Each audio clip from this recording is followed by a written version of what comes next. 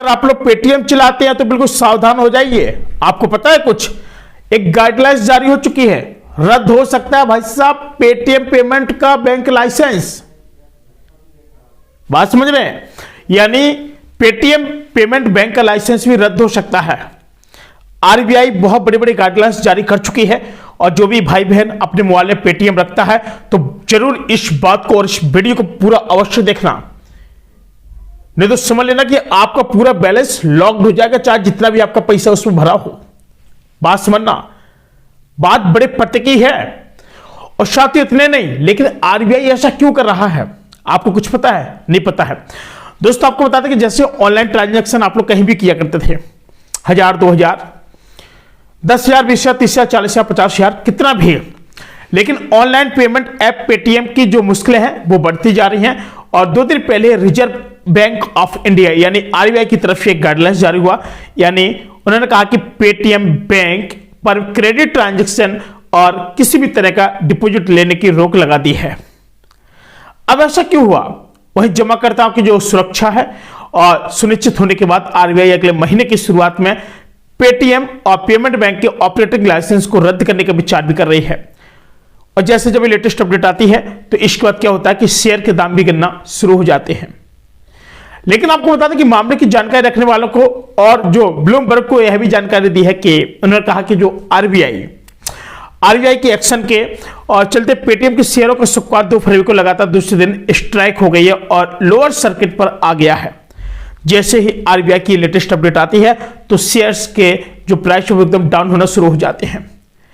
यानी अगर शेयरों में कोई खरीदारी करने की सोच रहा है तो अब वो खरीदारी ही नहीं कर रहा है, क्योंकि 29 फरवरी के बाद इसकी बहुत जबरदस्त तरीके से कार्रवाई होगी और आरबीआई ने यह संकेत दिए हैं।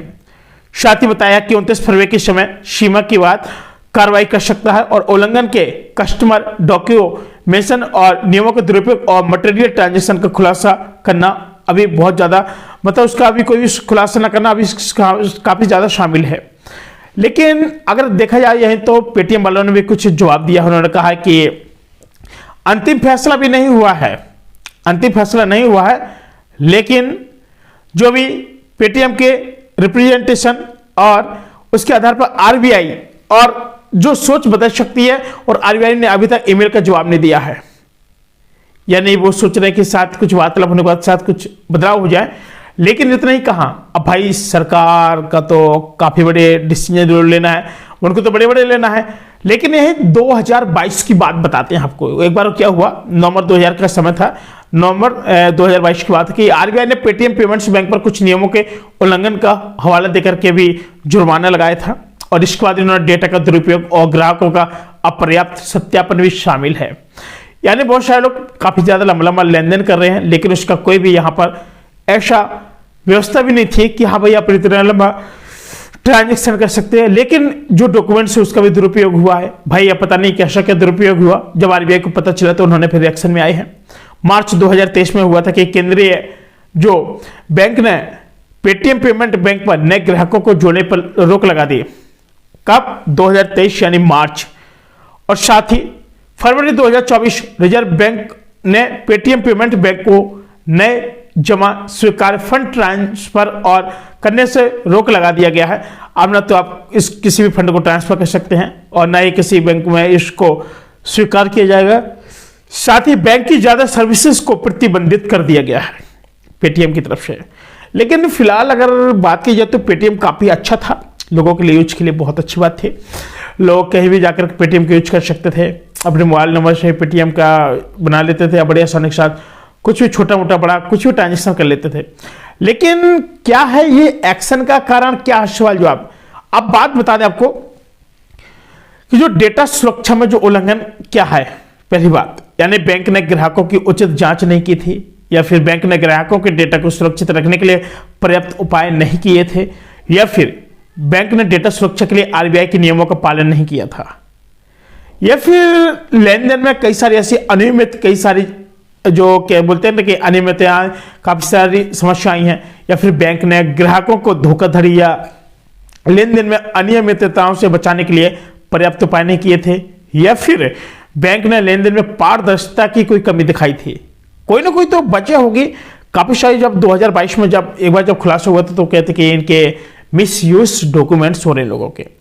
बताया कि आरबीआई ने इस नियम का भी उल्लंघन, मतलब उन्होंने कहा कि उन्होंने इसका उल्लंघन किया। कौन सा? कि बैंक ने आरबीआई के निर्धारित नियमों का पालन नहीं किया था। जो बैंक है उसने आरबीआई के निर्धारित नियमों का कोई भी पालन नहीं किया था और बैंक ने रेगुलेटर को समय पर जानकारी नहीं दी थी। काफी सारी बातें आई सामने, लेकिन फिर इतने नहीं। इसके बाद क्या हुआ कि काफी सारे लोग ये भी भाई ये क्या चल रहा है, लेकिन पेटीएम ने अपनी शपथ देते हुए एक बात और कही है। क्या कहा सुनिए। उन्होंने कहा कि वो आरबीआई के निर्देशों का पालन करने के लिए तत्काल कदम उठाएगी। जो भी आप कह रहे हैं हम उसका बात मानेंगे। और गुरुवार को एक जब बयान में, जिसको बोलते हैं कि फिनटेक कंपनी, और फिनटेक कंपनी ने कहा कि अलग अलग पेमेंट ऑप्शंस के लिए हम पेटीएम पेमेंट बैंक के साथ साथ अलग अलग बैंकों के साथ साथ भी काम करते हैं। उन्होंने यह भी कहा कि अब हम योजनाओं में तेजी लाएंगे, पूरी तरह से अन्य बैंक पार्टनर्स के पास जाएंगे, यानी कि अब OCL Paytm payment bank limited की बजाय केवल अन्य बैंकों के साथ भी काम करेगा। लेकिन अगर शेयर की बात करें तो काफी ज्यादा नुकसान होने को मिल रहा है। और इतने नहीं, उन्होंने ये भी कहा कि इस बैंक से पेटीएम को भारी नुकसान हो सकता है। अटकलें लगाई जा रही हैं कि आरबीआई की कार्रवाई से पेटीएम को 500 करोड़ रुपए से अधिक का नुकसान होने की काफी बड़ी संभावना है। पेटीएम अगर 500 करोड़ का अगर नुकसान उठाती तो बहुत बड़ी चीज हो जाती है।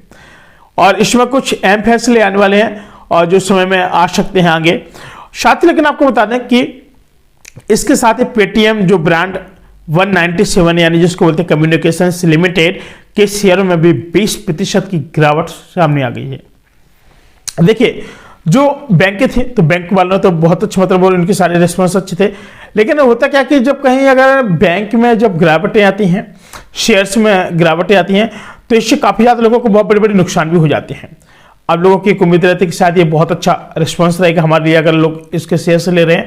लेकिन इतना कहाँ, यानी जिसको बोलते हैं कि पेटीएम यानी कैसे संभालेगा। और यानी बड़े निवेशकों ने छोड़ा साथ, जब बड़े बड़े लोगों ने इनका साथ छोड़ दिया तो अब कैसे संभालेगा।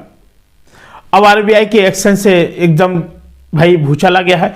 लेकिन उन्होंने कहा कि अपनी पूरी हिस्सेदारी ओपन मार्केट के जरिए 1370 करोड़ रुपए में बेच दी थी। लेकिन उन्होंने पेटीएम के शेयर 1279.8 रुपए के भाव पर खरीदे और बाहर निकाले हुए अनुमानित 600 करोड़ रुपए से ज्यादा का नुकसान हुआ है।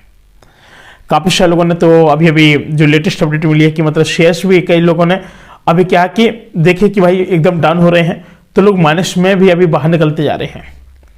लेकिन ऐसा क्यों करना पड़ गया भाई, ऐसा क्यों करना पड़ गया? क्यों? क्योंकि जब कोई खबर आती है ना तो एकदम अफरा तफरी मच जाती है। लेकिन पेटीएम की जो न्यूज थी, आपको बता दें कि एक बार चर्चा करने की, जो जिस देश ने जो पैसे थे जेब में लेकर के चलने की जरूरत को खत्म करने का काम भी किया और मोबाइल पर एक क्लिक के जरिए पेमेंट भी शुरू हुआ था। यानी जिस देश में जब पैसे की किल्लत काफी ज्यादा सामने आई थी कि काफी सारे लोग रुपए लेकर नहीं चलते थे, कई प्रकार की चीजें थी।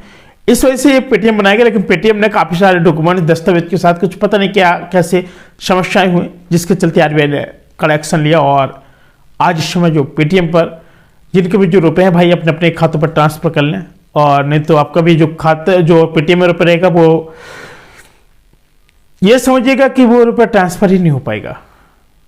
बात समझ रहे हैं?